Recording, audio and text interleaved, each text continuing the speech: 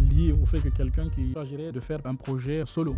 La plupart le choisissent parce que tu as moins de contraintes. Vous allez choisir un partenaire, dire je vais chercher qui est dans ma vision et qui s'associe à moi, quel budget il met, je mets mon propre argent, je suis le seul responsable du projet, je suis tout seul. Lui qui a la vision globale et générale du projet, c'est lui qui sait où est-ce qu'il veut amener le projet. Il est drivé que par ses propres ambitions. Il y a encore des inconvénients liés à ça. Ton budget est limité, même si tu me dis que tu vas passer par les banques. Le deuxième problème, c'est plus au niveau des responsabilités. Un isolement stratégique dans la mesure où c'est que tu as uniquement ta propre perception, ta propre vision pour amener ton projet. Il n'y a personne d'autre en face qui va pouvoir te challenger. Cela limite la croissance. À l'inverse, il y en a qui choisissent l'option, le fait de pouvoir s'associer. Je pense que s'associer quand tu veux lancer un projet, c'est une très bonne chose parce qu'il y a beaucoup d'avantages quand tu viens de la diaspora.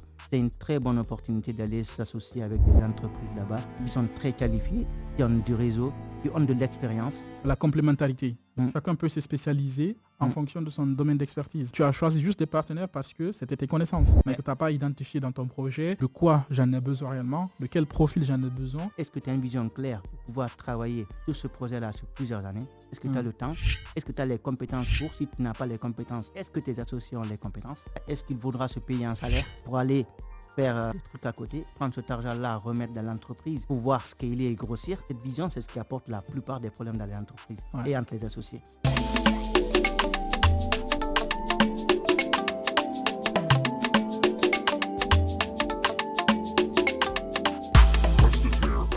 Hello, bonjour à tous, bienvenue dans ce nouveau podcast qui va intéresser beaucoup de personnes de la diaspora parce que c'est un sujet épineux.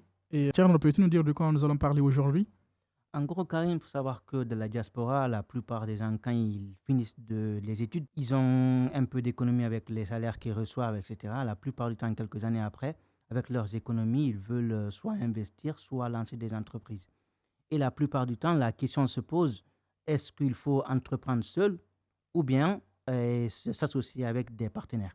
Okay. Donc, on va plus parler aujourd'hui des avantages et les inconvénients des deux, voir lequel est meilleur des deux. Ok, donc le thème c'est diaspora, entreprendre, seul ou en partenariat. C'est ça. Et parce qu'on sait que c'est un sujet sensible dans la diaspora, donc nous voulons tous lancer des projets au pays, que ce soit dans le domaine agricole, de transformation, immobilier, mais le plus souvent, on se pose la question, vaut mieux que je le fasse seul? Si c'est le cas, dans quel contexte, dans quelle situation, qu'est-ce que je dois savoir? Et dans le cas où beaucoup de personnes choisissent par défaut le fait de s'associer, mais nous allons voir les avantages et les inconvénients de chacune de ces approches. Exactement. Et les risques et les limites. Comment est-ce qu'on pourrait éviter cela suite à nous, ce qu'on connaît, ce qu'on a vécu et ce que des personnes de notre entourage ont déjà vécu. Le fait de s'associer seul, le plus souvent, c'est que ça a ses avantages. Tu as la maîtrise totale du projet parce que tu as investi beaucoup d'argent sur le projet, donc tu as vraiment besoin d'avoir la vue complète et ne pas être fatigué par d'autres personnes, par d'autres partenaires. Mais cela peut amener des contraintes, des complications qu'on verra par la suite. Également, le fait de s'associer qui peut sembler être une bonne option. Quand c'est bien géré, ça peut très bien se passer. Mais là également, nous allons voir quels sont les risques, les avantages et les inconvénients, les limites liées à cette option également. Donc, est-ce que tu peux nous parler un peu du contexte lié à la diaspora par rapport aux questions qui se posent quand ils veulent commencer un projet? La diaspora, la plupart, quand ils commencent à travailler, ils ont un peu d'économie. La plupart commencent à penser à soit investir ou soit lancer un projet. Et à ce moment-là, la question se pose. La majorité des gens choisissent d'aller sur investir tout seul ou lancer un projet tout seul. En Afrique, il y a les avantages. On va commencer par les avantages. La plupart le choisissent parce que tu as moins de contraintes. D'aller choisir un partenaire, dire je vais chercher qui est dans ma vision et qui s'associe à moi, quel budget il met, je mets mon propre argent, je suis le seul responsable du projet, je suis tout seul, sans problème, je vais me lancer. Tu n'as pas les problématiques de dire que les responsabilités, l'autre travaille bien, moi je ne travaille pas bien, etc. Je suis tout seul de toute façon, je réussis tout seul ou pas. Ils ne veulent pas avoir à séparer la vision avec quelqu'un d'autre, etc. Ils disent que la personne, moi, ma vision que j'ai, j'allais trouver quelqu'un, il n'a pas la même vision que moi, etc. Il y a moins de risques aussi de conflit humain. S'associer à quelqu'un, c'est beaucoup plus de risques. On en parlera, je pense, après. Ok, donc là, tu étais un peu en train de parler en fait des avantages liés au fait que quelqu'un qui s'agirait de faire un projet solo. Tu as cité le fait que, par exemple, il a la maîtrise et le contrôle total de son projet. Lui qui a la vision globale et générale du projet, c'est lui qui sait où est-ce qu'il veut amener le projet. Il est drivé que par ses propres ambitions. S'il n'y a pas de partenaires associés qui vont s'opposer, par exemple, à ses choix, Donc il y a un risque humain beaucoup Carrément. plus facile à gérer, quoi. Là, tu as cité juste quelques avantages, mais en fait, il y a encore des inconvénients liés à ça. Les inconvénients, il y en a énormément. Toi, tu as un budget, on va commencer par ça. Ton budget que tu as pour faire un projet en Afrique ou n'importe où, en France, aux États-Unis ou au Canada, ton budget est limité, même si tu me dis que tu vas passer par les banques. Le deuxième problème, c'est plus au niveau des responsabilités. Il y a la vision que tu dois avoir tout seul. Tu n'as pas les partenaires pour t'avoir de la visibilité, d'avoir des contacts en Afrique. Hmm. Tu n'as pas tout ça. Il y a les conséquences là, donc il y a déjà le fait que ce soit à distance, mais le fait que tu veuilles le faire seul aussi, ça devient encore plus compliqué Ouais. parce que tu ne peux pas tout gérer avec un WhatsApp. La charge de travail et ce que ça demande, ça peut être complexe. Et également, tu as parlé du fait que tu as un surménage qui peut arriver. Un surménage qui peut être quand le projet se passe mal et que, où il y a des choix qui ont été faits qui ne respectent pas, par exemple, ce que toi tu avais donné comme consigne. S'il y a un problème financier, c'est encore toi qui vas tout prendre, quoi. De la même manière, du coup, ça va peser mentalement, émotionnellement. Et du coup, tu partages cette charge avec personne. Ta stratégie, un isolement stratégique dans la mesure où c'est que tu as uniquement ta propre perception, ta propre vision pour amener ton projet. Il n'y a personne d'autre en face qui va pouvoir te challenger, remettre en question donc, tes choix, ta façon de faire les choses. Alors que si tu avais par exemple des associés, ils auraient pu te donner d'autres idées, ou challenger et également trouver une solution par rapport à ce que tu n'aurais pas vu, quoi. Donc toutes ces choses-là limitent la croissance. Si tu es quelqu'un d'ambitieux et que tu voulais avoir un projet avec une forte croissance, ça peut limiter. Tu peux certes aller loin, mais quand tu as envie de scaler ou d'avoir d'autres projets, tu vas vite te rendre compte que tu es limité, quoi. Donc vraiment, en fait, c'est que faire seul, ça peut être vraiment une réussite si ça se passe dans de bonnes conditions. Sinon, ça peut facilement être ton propre gourou, quoi. Comme tu dis, tu es tout seul. En plus, tu peux potentiellement perdre du temps. Le temps, il n'attend pas. Tu peux perdre beaucoup de temps, plusieurs années, faire des petits projets. Je pense que c'est beaucoup mieux de pouvoir déjà se poser, avoir une grosse vision, savoir ce que tu fais, s'associer et lancer sur des gros projets. Ok, donc là, en fait, c'est un peu l'idée par rapport à quelqu'un d'autre qui veut se lancer dans un projet et qui choisit par exemple le mode solo.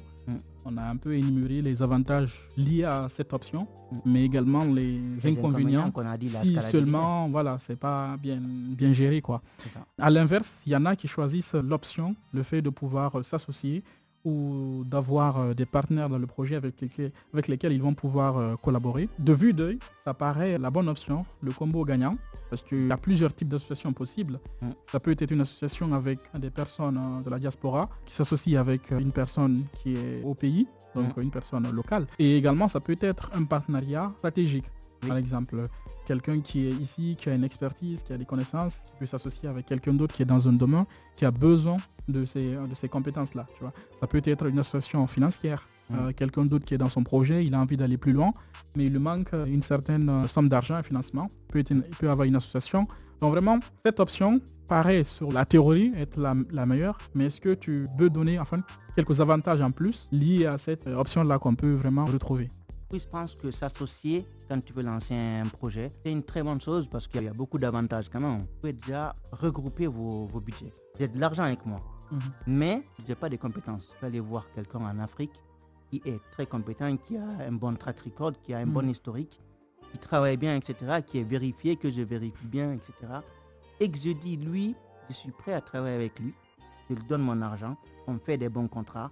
Et on fait des bons pactes d'associés. Et là, c'est avantageux. Autre chose, c'est tu peux partager les coûts, tu peux partager les responsabilités. Comme on a dit aussi, il y a la croissance plus rapide. On avance tout seul vite, mais on avance beaucoup plus rapidement quand on est beaucoup. Et il y a la partie aussi, grâce tout ça à la synergie, on en parlera tout à l'heure, au niveau des inconvénients. Quand tu viens de la diaspora, c'est une très bonne opportunité d'aller s'associer avec des entreprises là-bas qui sont très qualifiées, qui ont du réseau, qui ont de l'expérience. On parlera tout à l'heure des inconvénients, mais je pense que c'est les avantages. Ok, donc parmi ces avantages-là, moi je retiens surtout la complémentarité. Donc le fait que tu t'associes avec des personnes, ça peut être vraiment une option de complémentarité. Il se peut que dans le projet, vous êtes tous alignés sur des valeurs, mais le fait que vous ayez des compétences différentes, chacun peut se spécialiser en fonction de son domaine d'expertise. Par exemple, quelqu'un qui est dans la diaspora, par exemple, il est spécialisé dans tout ce qui est expertise dans un domaine, par exemple, de développement, par exemple, d'applications. Il a un partenaire au pays qui a des marchés, mais n'a pas les compétences. Donc ça peut être un partenariat. L'autre, la personne qui est au pays, donc va chercher les besoins et lui, il va les implémenter ici. De la même manière, à l'inverse, il se peut que ce soit la personne qui est dans la diaspora, il a de financement, il a envie de lancer un projet, Mais en réalité, il n'a pas les compétences ni l'expertise pour le faire sur le terrain. Donc, il peut s'associer avec quelqu'un qui est au pays, par exemple, qui a commencé à faire une usine de transformation agricole. À un moment donné, la personne, elle a les compétences, mais elle s'est rendue compte qu'elle ne peut pas scaler plus loin. Donc, il peut y avoir une association financière où la personne s'applique, quoi. Et où vous pouvez être tous dans le même projet. L'un on s'occupe par exemple de la stratégie, l'autre du marketing, l'autre de l'opérationnel, l'autre de l'exécutif, l'autre du service support client. Donc vraiment, il y a un partage des tâches et des responsabilités. Et également des coûts, comme tu le disais. Le fait que finalement, ce n'est plus toi seul qui investis sur le projet. Mais en parlant d'investissement, cela peut être plusieurs facteurs. Ça peut être un investissement financier, ça peut également être un investissement en nature. Il se peut que, par exemple, le projet que j'ai envie de lancer au pays, il y a quelqu'un déjà qui possède un terrain, qui a déjà quelques infrastructures sur le terrain, mais qui n'a pas les moyens de le faire. Mais du coup, là, lui, son apport, ça peut être ce terrain, au lieu que ce soit moi qui le fasse, ou le temps, voilà. Cette association de synergie avec chacun ses responsabilités, ses tâches respectives. Également, si cette synergie-là, comme tu le dis, elle est bien gérée, ça augmente la croissance. Parce que ça permet d'aller beaucoup plus vite, d'avoir une chaîne de décision harmonieuse, tu vois. Ça ne peut se passer bien que si et seulement si il y a certaines recommandations, certaines vérifications, certaines caractéristiques et critères ont été respectés. Les conséquences qui peuvent arriver si cela n'est pas fait, on peut par exemple citer le fait que tu choisis des partenaires que toi tu pensais au début être bons, mais qui ne le sont plus, ou bien que tu as choisi juste des partenaires parce que c'était tes connaissances, mais que tu n'as pas identifié dans ton projet de quoi j'en ai besoin réellement, de quel profil j'en ai besoin, et est-ce que j'ai besoin de cette personne, et dans quel contexte, dans quelle situation. Parce que le choix de partenariat, si tu le réussis, ça peut te propulser. D'autant plus que si tu le fais mal également, ça peut vraiment être un gros fardeau, quoi. Exactement, il y a le choix de partenariat, il y a le choix aussi de toi-même, du projet que tu veux réaliser. Est-ce que ça fait partie déjà de ta vision de base, de ton ikigai? Parce qu'un projet, en général, qui réussit, ça prend du temps. Et ça prend plusieurs années avant que ça réussisse réellement. Est-ce que toi-même déjà, dans ta vision, est-ce que tu as une vision claire pour pouvoir travailler sur ce projet-là sur plusieurs années? Est-ce que tu as le temps? Est-ce que tu as les compétences pour? Si tu n'as pas les compétences, est-ce que tes associés ont les compétences? Est-ce que ces associés-là, est-ce qu'ils sont compétents pour faire ce travail-là? Est-ce qu'ils ont de l'historique? Il y a tout ça déjà avant même de penser au projet. Oui. Donc, si tout ça est validé, tu vas voir les professionnels là, ils expliquent ta vision par rapport à ton budget, par rapport à comment vous le faites. Tu regardes leur rapport à l'argent, parce que l'apport à l'argent est important dans ça, parce que vous créez une entreprise, vous aurez des bénéfices, vous aurez du chiffre d'affaires. Est-ce que cette personne-là, est-ce que quand l'entreprise gagnera, est-ce que lui, l'argent qu'il gagnera, est-ce qu'il voudra se payer un salaire pour aller faire des trucs à côté? Toi, ta vision, c'est plus prendre cet argent-là, remettre dans l'entreprise, pouvoir scaler et grossir. Cette vision, c'est ce qui apporte la plupart des problèmes dans les entreprises et entre les associés. Et savoir réellement comment il fait, comment il gère de l'argent, et savoir ses compétences, et faire des contrats, faire des pactes associés, etc.